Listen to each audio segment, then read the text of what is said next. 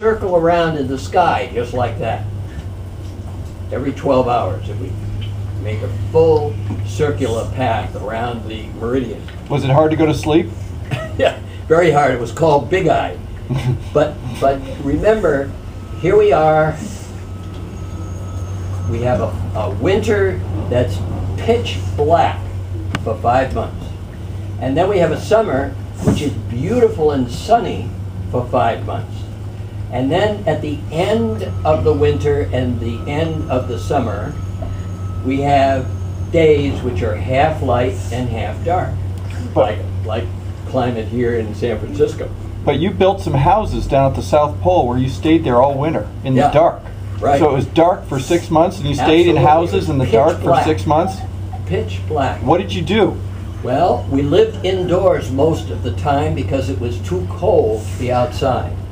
It was about minus 85, and you can't survive very long outside in those temperatures. How could you start the snowcats if it was minus 80 degrees? Well, that's a very interesting point. We had auxiliary motors.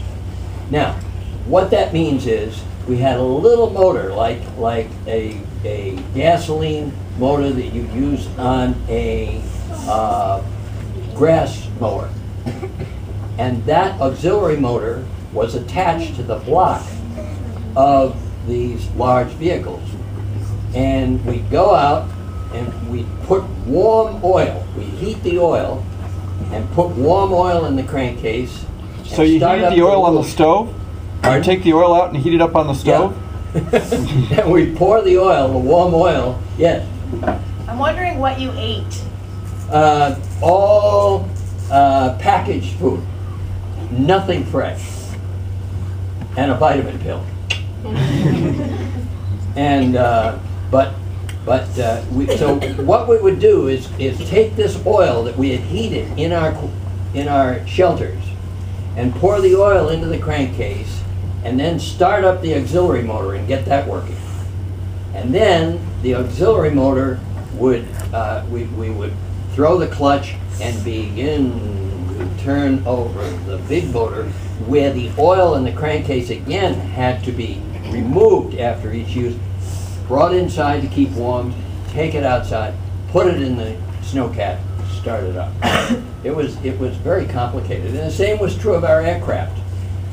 In order to start an airplane engine down there, you'd have to drain the oil out of the crankcase, take it inside, heat it up, bring it outside, put it back in the airplane engine, and then kick over the airplane engine, because if the oil was very cold, it became very viscous and thick, and you couldn't turn the engine over. Yeah? I have 2 questions. Did you fall in a crevice, or Did you fall in a crevasse? Did I fall in? Yeah. No, nobody.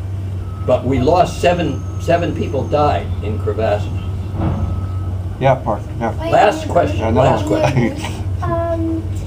Do you regret going there? Do you regret going to the South Pole? Oh, no. I thought it was an absolutely marvelous experience. Incredible experience. Yeah. If you fell in it? Did what? Yeah, I'll let you. If you fell in If you fell in a crevice, how deep is it? If you fell into the crevasse, how deep is it?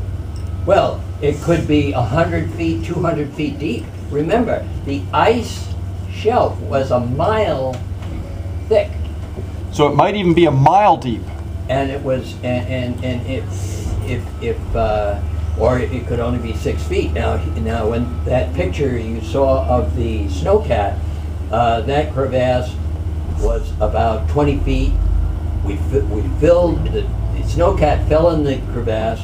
We filled up the crevasse with snow, set up 2 small bridges across, and then drove it out. But sometimes we weren't able to do that. We just left it there. What's a 3-dog night? You know what a 3-dog night is? You guys ever heard of a 3-dog night? No. It's when it's really cold, you take your sled dog and you cuddle up with the sled dog. That's a 1-dog night. When it gets really, really cold, you get 2 sled dogs. And when it gets Antarctic cold, you have a 3-dog night. And that was a term that we used for the level of cold. Did you ever sleep with the dogs? Oh yeah. Yeah? Yeah, it was, well, on the trail we did, sure, because they were warm. Now, mind you, these dogs that we had were fantastic. They were fantastic. They were the ultimate in practical approach, which is why, of course, Amundsen, the Norwegian, was so successful, because we never let our dogs inside, because if we had, they would have molted their fur and they would have lost their insulation. A sled dog, a Malamute Husky, has 2 and sometimes 3 layers of hair. Has a long layer that keeps the snow off, then a shorter layer that traps the air, and then a very, very short layers that are close to the body and provide if they get wet, things like that. But these dogs were incredible, and we would feed them once a day with seal meat, and we used to kill the seals and cut them up while they were still soft, and then they would freeze. And when at supper time, we would toss each dog a lump of seal meat, and the dogs, first thing they had to do was melt it, so they had to breathe on it to melt the seal meat, then they could eat it. Yes? I'm wondering how you caught the seals. Oh, they're very tame. They walk right up to you. Seals, and there's no such thing as fear because they'd never seen men. The same with penguins. The emperor penguins would come in, and a penguin would walk in the door here and walk in around, and then he'd walk out.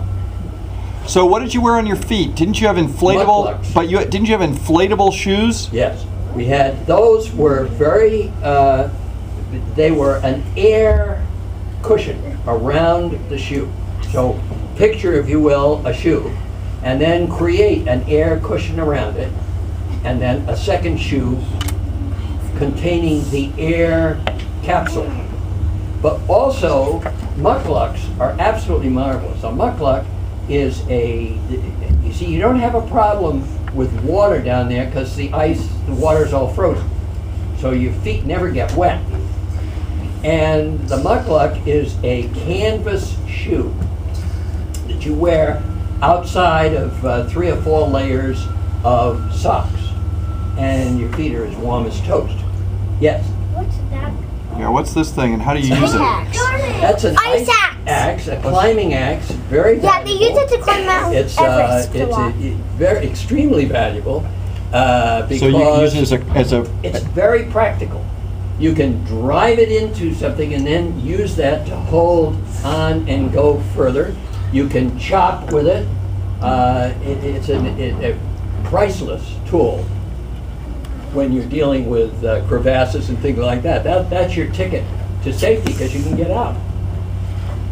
But let's talk about the fact that for 5 months it's dark during the winter. And mind you, the winter down there is March, April, May, June, July, August, and September. It's the reverse of our winter. And then in August, you start to see a little light on the horizon. And in September, you see your first sunrise. And it's very exciting. Yes? When you're in the dark, how do you see around? Like, do you use a candle? Well, you have flashlights. Oh. But it's pitch black. Absolutely pitch black. It's amazing, yeah. Did the stars look very different? Oh, and the Aurora Australis. It's beautiful. Oh, it's incredible. You can, the southern lights are amazing. The Aurora Australis and the Aurora Borealis is the northern lights, and the Aurora Australis is the southern lights. Yeah.